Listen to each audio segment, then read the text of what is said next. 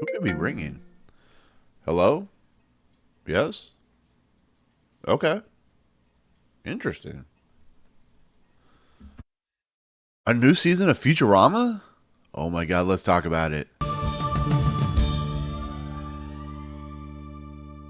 What's going on, everyone? Welcome to Movie Emporium's TV review of the Fox. No, that's not right. Comedy Central. No.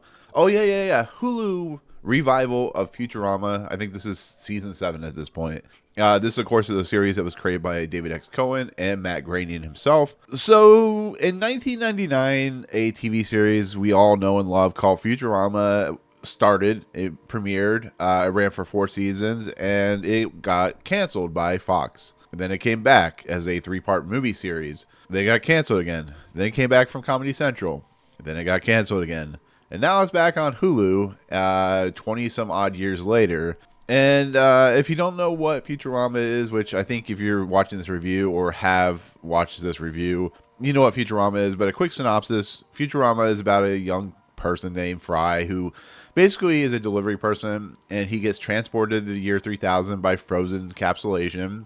And he wakes up, and it's the future. It's what we imagine a very retro style future that we would see in the 1950s. Now, with that said, he ends up going to work for his great nephew, I think it is, named Professor Farnsworth, who's this old, crotchety old man who's also an inventor. He owns this company called Planet Express. And in the process, we get these groups of individuals that come in to work for Planet Express, which include Layla, who, of course, is voiced by Katey Sagal; Bender, which is the series' most favorite character, who's voiced by DiMaggio. We, of course, have Tress MacNeille. We have Maurice LaMarche, who do like Kiff and Hattie McDougal. We get Lauren Tom, who plays Amy Wong; Phil LaMarr, who plays Hermes.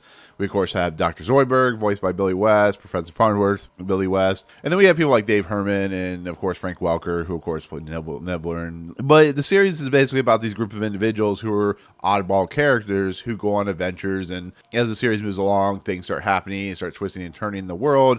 And it basically is a TV series created by Matt Groening in a lot of aspects, so it's very Simpsons-like in its nature. So with its 4th revival of this TV series, it's kind of funny to see the show and how it's very much in the vein of like Chuck. And I don't mean like in the humor and the animation or the style of filmmaking and stuff like that. I mean that this show keeps getting revived, and you kind of wonder, why is it getting revived? And then you look into Hulu's repertoire, and you understand why. They deal in not only needing subscriptions, but they also deal in like nostalgia. There's a lot of nostalgic shows that are on Hulu that have been brought back. And you look at something like one of my favorite shows of all time, Animaniacs, and they brought that back after 30 years. The problem with that show ended up becoming is, instead of bringing back a lot of the supporting cast, which were great, added a lot of great stuff to the show, all they did was bring back the Animaniacs and Pinky and the Brain. And at some point, I'm like, you guys need to bring back the other characters, because you're losing what made that show so great. Yes, Pinky and the Brain and Animaniacs are the core main why people love that show,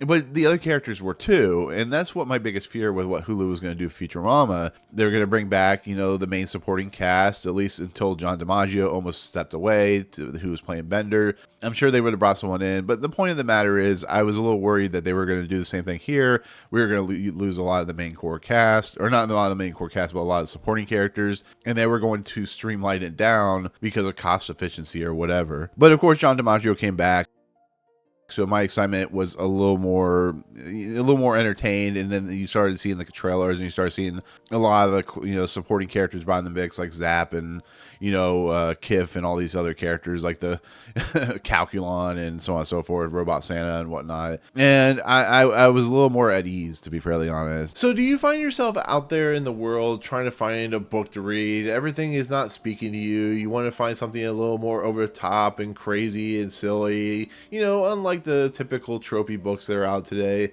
Well, personally, I found a book just for you. This book, which is called J.R. Castillo Comes Home, which is written by Johnny A. Mann, is a story of a writer from that comes back to his hometown. He's a noir writer, and he tries to get back with his high school crush, as well as dealing with a serial killer in his hometown. And as you expect, if you read Johnny A. Mann's material before, it's over the top, it's silly, it's graphic, and it's a lot of fun because there's a lot of heart and inventiveness put into it. But it's also a book that, is unique unique for its own right, and it's a book that I definitely recommend. If you read anything else that he's written, it's something that you might find fun, you might find entertaining, and I highly recommend it. So, definitely check it out. It's currently on Barnes & Noble's online retail store. But once again, that is J.R. Castillo Comes Home, which is written once again by Johnny A. Mann. And yeah, it's a book that I highly recommend. So definitely check it out, and we'll see you soon. Bye, guys. Now, to get in my honest review, I do have to let a warning out. I did only see 6 episodes. That's all they sent to the people who are reviewing it. Which is perfectly fine. They're allowed to send as many episodes as they want to get people kind of an idea of what they are doing. And so with that said, these 6 episodes I've seen are pretty, they represent what I believe is going to be the rest of the season. And so with that said, I don't think they've lost a step. I really don't. The series actually may be funnier than it was back in the Comedy Central era.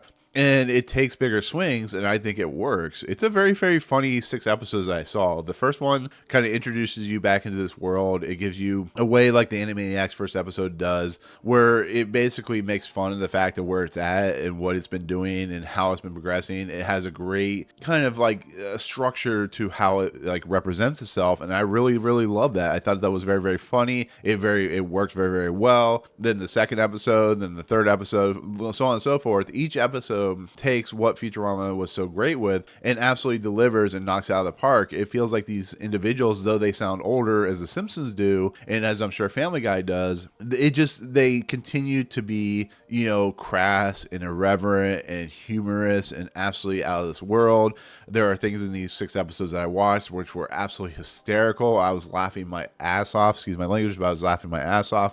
And I really do feel like this is a series that has come a long way from its early days. It knew how to have heart, it knew how to have humor, it knew how to be, very adultish, but it also knew how to have a lot of fun with the kids. And it doesn't feel like it loses a step here. It just continues to be really, really funny and really awe-inspiring that they can still do this 20 plus years later. And there's like episodes that I watched which actually continue threads of episodes that you may have seen like 20 years ago. It's actually pretty amazing and really well done. But I love the dynamic of all these characters. I especially love the dynamic of what Billy West and Katey Sagal, who play Fry and Leela, have in this because of their relationship from the last episode. So there's a lot of good like back and forth, like romantic / boyfriend girlfriend stuff that's really funny. I love the fact that there's like some growth there and whatnot, but it's also a bunch of these characters get a lot more to do, a lot more interesting material. Some characters I haven't seen yet in these 6 episodes, so they may